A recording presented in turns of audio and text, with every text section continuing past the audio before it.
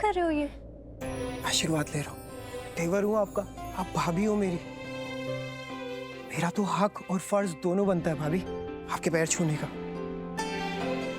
और सही बताऊं भाभी, मुझे अपने इस फर्ज पे ना बहुत प्राउड फील होता है कि मुझे हक है एक ऐसे इंसान की ब्लेसिंग्स लेने का जो इंसान इस दुनिया का सबसे अच्छा इंसान है। सेल्फलेस, हमेशा दूसरों के बारे में सोचने वाली, प्योरेस्ट सोल, जो सिर्फ साथ भी होती है ना तो सब कुछ अपने आप सही हो जाता है। Ayushi, no, I really mean it. मैं बहुत लकी हूँ कि आप भाभी हो मेरी। बहुत प्राउड फील होता है कि आप मेरी भाभी हो, और बहुत सेफ भी, बहुत सिक्योर फील होता है। ऐसा लगता है कि अगर आप साथ हो ना तो सब कुछ अपने आप ठीक हो जाएगा, और वो भी जाता है। रियली भाभी, मैं बहुत लकी हूँ। क्या हो गया तुम ऐसे भावुक क्यों हो रहे हो? क्यों बोल रहे हो ये सब? क्योंकि यही है मेरे दिल में भाभी, यही फील करता हूँ मैं।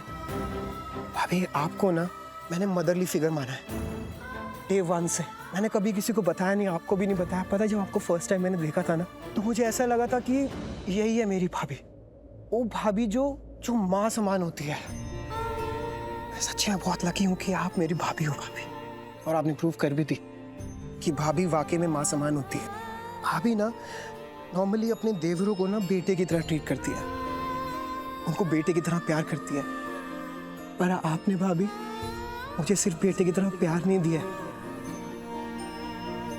बल्कि माँ की तरह एक नई जिंदगी भी दी है। आपने मुझे लाइफ दी है भाभी, अपना खून दिया आपने मुझे। तुम्हें किसने बोला? नर्स ने सब कुछ बता दिया आयुष को, और इससे जैसे ही पता चला ना कि इसे खून तुमने दिया, बस तब से जिद लगाए बैठा है कि बस लक्ष्मी भाभी से मिलना है।